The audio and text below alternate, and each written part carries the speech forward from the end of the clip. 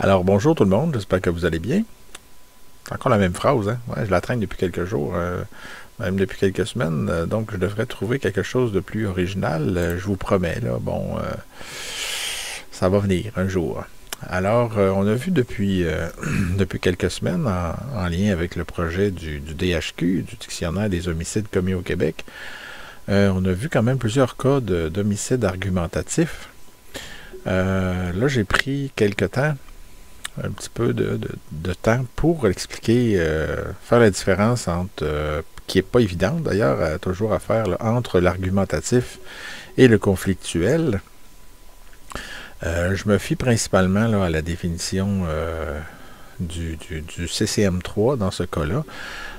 Selon cette définition-là, c'est une, grosso modo, là, quand on englobe les deux catégories, donc l'homicide argumentatif et l'homicide conflictuel, en gros, c'est la mort qui résulte d'une dispute entre personnes, au pluriel, là, évidemment, excluant les membres d'une famille ou de personnes qui habitent ensemble. Donc, par exemple, je ne sais pas, moi, un frère qui tue son frère, qui habitait sous le même toit, ça rentrerait plutôt dans les homicides domestiques, même si ça peut être argumentatif à la base, donc une dispute qui arrive soudainement entre personnes et tout ça.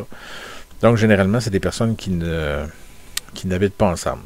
Donc, ça ressemble plus le côté type, même si c'est pas fréquent tant que ça serait peut-être plus, par exemple, une chicane entre voisins. On en a vu là, quelques-unes, puis on va en voir d'autres aussi là, à l'époque de Nouvelle-France et dans les siècles qui vont suivre.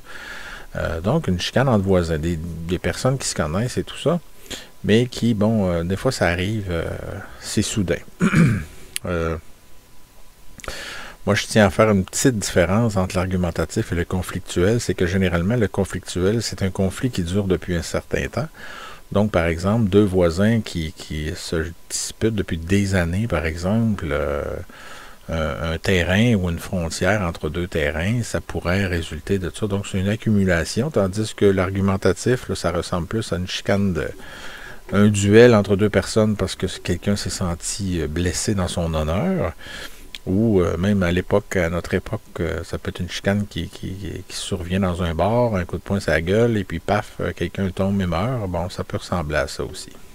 Dans ce type d'homicide, quand on regarde du côté de la victimologie, toujours selon le CCM3, parce que moi, je m'improvise pas profileur ou psychologue spécialisé dans la criminologie et tout ça, j'essaie juste de comprendre et de vous présenter les faits. Donc, selon le CCM3, on retrouve beaucoup de jeunes adultes qui sont responsables de ces crimes-là, sans emploi et avec un niveau d'éducation peu élevé. L'agresseur ou le tueur, dans ce cas-là, est connu de la victime, c'est ce qu'on dit. Mais je pense, on a vu des cas, et on va en voir aussi encore, qu'il y a des cas qu'ils ne se connaissent pas. Ça arrive aussi. Donc, habituellement, la victime a un historique de comportement agressif ou d'usage de la violence pour régler ses problèmes. Donc, la victime n'est pas blanche comme neige normalement dans les choses argumentatives. L'agresseur non plus aussi. C'est des personnes qui ont tempérament susceptible de créer des étincelles, comme on dit.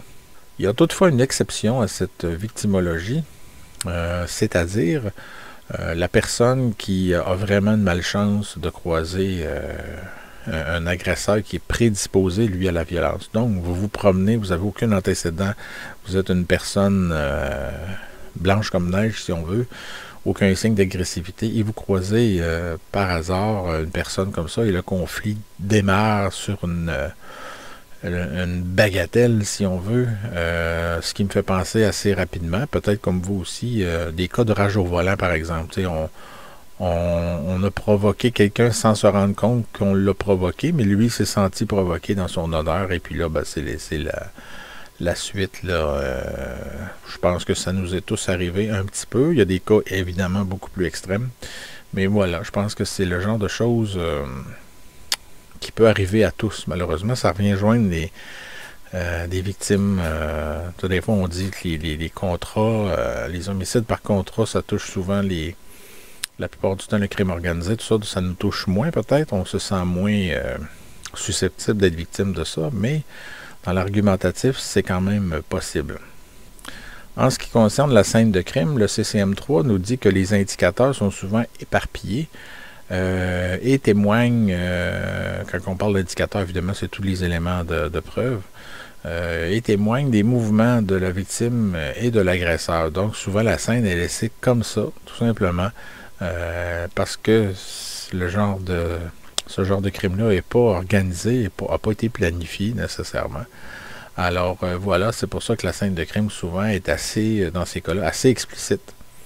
C'est aléatoire et négligé. Donc on peut retrouver l'arme du crime qui, elle, de son côté, a pu être amenée sur les lieux par l'agresseur sans nécessairement, lui, il n'avait pas l'intention ce jour-là, par exemple, là, de commettre un crime, mais c'est une personne déjà à problème qui traîne une arme sur lui, puis que, bon, ça survient, ben, il s'en sert à ce moment-là. Donc, c'est pas nécessairement une arme de choix, une arme choisie expressément, comme dans un contrat, par exemple. Mais c'est ça, c'est quelqu'un qui peut être armé, donc voilà. C'est pour ça que ça arrive souvent chez les jeunes aussi, là, les jeunes à problème, et voilà. Alors, comme je le disais, dans ce sens-là, c'est une arme d'opportunité, car elle est prête à servir comme si l'arme était en attente, là. Donc, sur ce type de scène de crime-là, évidemment, on peut retrouver des empreintes, des traces de pas, d'autres indices assez évidents, ou des traces de sang aussi, tout dépendamment de la façon que ça s'est déroulé. La victime, la plupart du temps, n'est pas armée. Donc, elle n'avait pas prévu, évidemment, de participer à une quelconque bagarre cette journée-là. Et généralement, le corps est laissé sur place et sans aucune tentative de dissimulation. Donc, il n'y a pas de mise en scène, il n'y a aucune mise en scène dans ce type de crime-là. Et pour terminer, pour faire la différence, encore une fois, entre l'homicide argumentatif et l'homicide conflictuel, pour l'argumentatif, c'est une mort précipitée par une dispute verbale et soudaine. Il peut arriver que la victime et le tueur ne se connaissent pas, comme je l'ai dit tantôt, ou alors depuis très peu de temps. Alors que l'homicide conflictuel, lui, c'est un conflit personnel entre la victime et l'agresseur. Donc, dans plusieurs cas, ben, c'est un conflit qui dure depuis un certain temps déjà, comme je le disais tout à l'heure. Donc, on ne pourrait pas mettre, par exemple, la rage au volant dans un conflictuel, mais plutôt, bon, par exemple, deux voisins qui ne s'aiment pas depuis un certain temps. On va le voir dans des cas là, dans les années 1800, donc au 19e siècle, là, il y a un cas assez particulier. Donc, M. Farrell qui, lui, ben, il a tué deux de ses voisins à deux époques différentes, à peu près dans des circonstances similaires. Fait que lui, ça avait l'air d'être, comme on dit en bon québécois, un chicanier. Alors voilà, c'est le type de crime, les grandes lignes qui déterminent l'homicide argumentatif et conflictuel. Donc, si vous en voyez dans les nouvelles, à un moment donné, ça va peut-être nous aider à reconnaître ce type de crime-là. Et vous allez voir qu'on en a vu d'ailleurs récemment là, en Nouvelle-France, des homicides argumentatifs qui débouchent par exemple sur des duels, des bagarres et tout ça. Et c'est un type de crime assez répandu. Dans le projet DHQ, il y en a beaucoup. Sur les différentes époques. C'est juste les motifs qui changent avec les époques, mais ça reste que c'est encore présent, ça n'a pas tellement, c'est pas le type de crime qui a évolué beaucoup. Donc, un peu comme le néonaticide, on disait récemment. Alors, voilà. Merci beaucoup. Bonne journée.